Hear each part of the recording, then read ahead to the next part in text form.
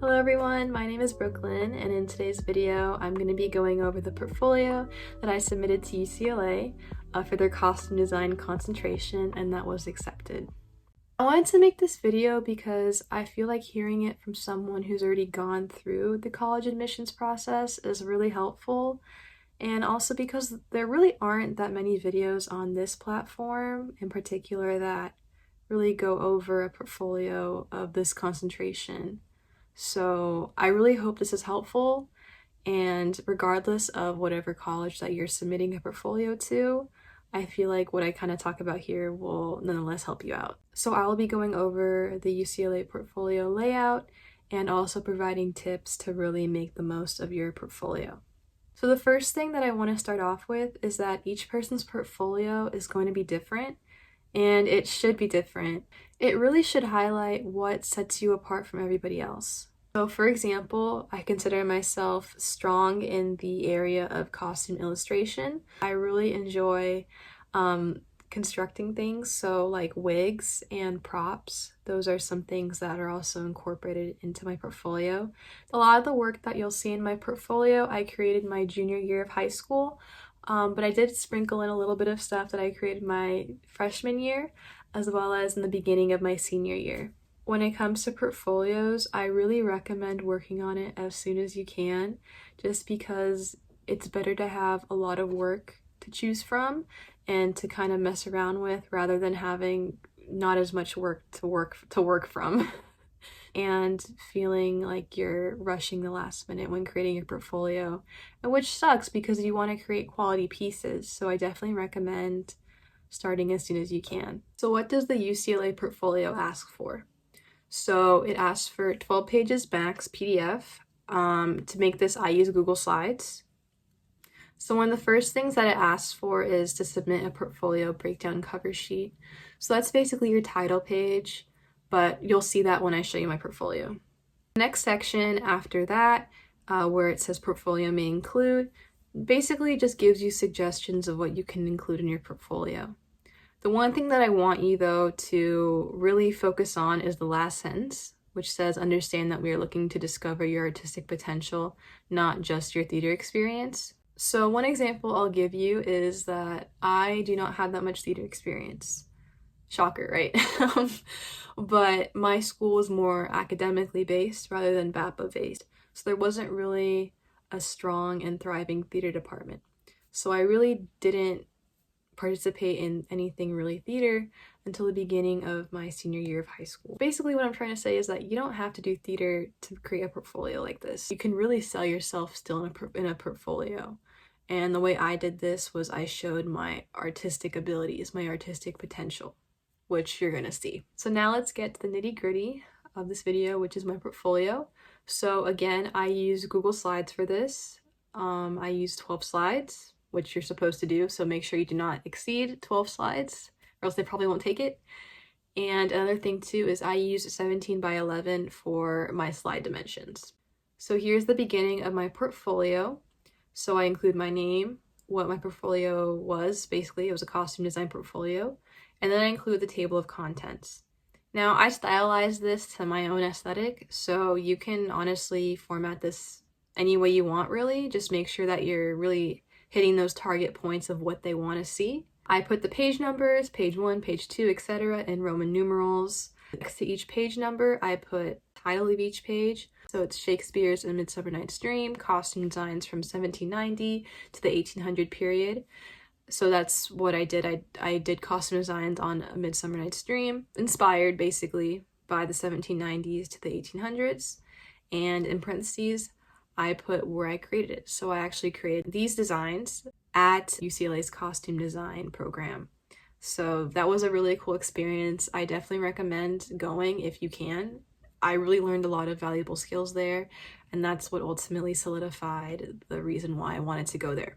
And I also put the time frame too for each piece that I worked on, just to show how long the process was. So there's the first page, and I will show you some examples of other pages. The first slide that I'm going to go over is slide 3, which is Shakespeare designs. More specifically, Shakespeare's Hamlet costume designs based off of the 1603 period. So all of my designs are based off of the 1603 period of fashion in Europe, to be more specific. And the interesting thing about this is that I based the designs off of what I learned in my AP Literature class. So in my AP Literature class, we read Hamlet and we analyzed it in class. So it really stuck with me and I felt like I really understood the story. So I really wanted to take what I learned from that and incorporate them into my own unique designs. So again, what you want to understand is that your designs should be intentional and you want to show intention in everything that you do. So for me, for example, I based all of their designs off of flowers and I used yellow and purple as kind of opposites, right? And I really made those colors kind of signify what the characters are really going through. And then here's another example of a slide. So this is slide 4, right? So the way that I structured this is I have my paintings. I'm a big oil painter. I love oil painting, but I really enjoy incorporating aspects of costume design into my pieces. So that's what I wanted to put into my portfolio. So I put the title of the piece, Plaster Away My Shame, the canvas dimensions, in parentheses, when did I create that piece? So I created that piece my junior year, right? So I have the piece, I have that. Next to it, I thought it was helpful to see it holistically in a costume rendering. This not only shows that I can design holistically, but this is also digital as well. So I think it kind of shows that, oh, I can really do both. But another thing that I really want to emphasize as well is showing your thought process, because you can show a piece, right? But if you're not showing how you got there and what inspired you to do it, then the people who are looking at this are kind of sitting there and wondering, how'd you do that? What was your inspiration, you know? So that's why I included notes on the sides, on the bottom. You can see in the description portion that I put. I include a style sheet as well. I'm really inspired by different things that I see. I'll take pieces of it and create it into something of my own. So you'll see that I incorporated one thing from all those images that are listed down there.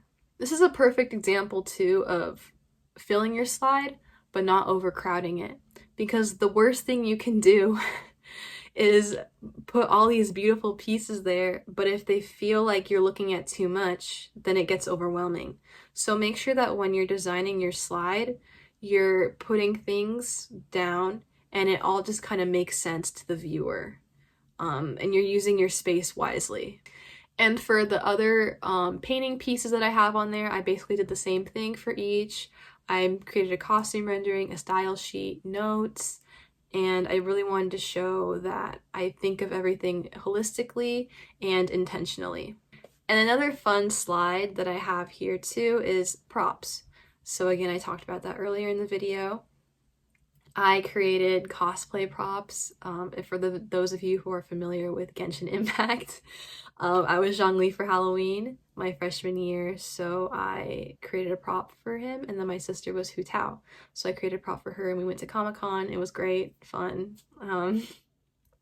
So I included photos of there, and the thing about these two is that you want to take really good photos. You want to make sure your photos are good. So what I ended up doing is, I don't know if you can see that curtain in the back, but I propped up the props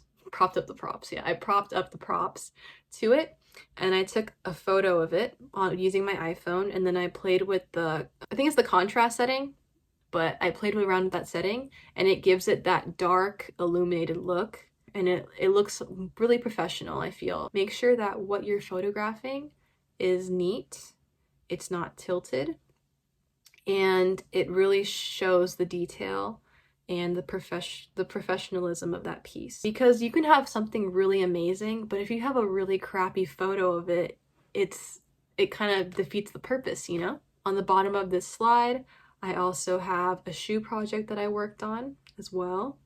And then next to it, I have a crown. And another thing that you'll notice is for these pieces, I also included the materials next to them. It really helps showing that, wow, there's a lot that went into this, because you look at it and you don't really know what it's made of. But when you see all the materials, like, oh, she experimented with all of these different things. And also work time. I include the work time on there too because I thought that's really helpful, and it shows, oh, how long do you take on these things, you know? So another thing I also included here too, you've seen my paintings, you've seen my props, but I also like taking self-photography and creating wigs, as I've mentioned. It also shows my experimentation, especially with the wigs. These wigs that are listed on here, I styled myself. Now this wig I made for a production that my school had. It was like this holiday type thing. It had a bunch of skits, and I was like, I really want to make a wig. I really want to make a wig for whoever's playing Cindy Lou Who. So I had this wig that I have had for a couple years, right? And I was just kind of sitting there. So I ended up trying to make it Cindy Lou Who. Absolutely had a blast making it. And you can see that the process photos on the bottom, it did not look like that before. So I think that showing process photos like that for your pieces is super beneficial because it really shows the time and effort that it took to create these things, and it shows your creativity. So that's one way that I showed mine. And the last slides that I will show are my sketchbook slides. So for me, I'm really into my sketchbook. I love I love drawing in my sketchbook. I'm always so inspired seeing things on Pinterest, so I'll just draw whatever I see, and I'll see different things and I'll create my own thing.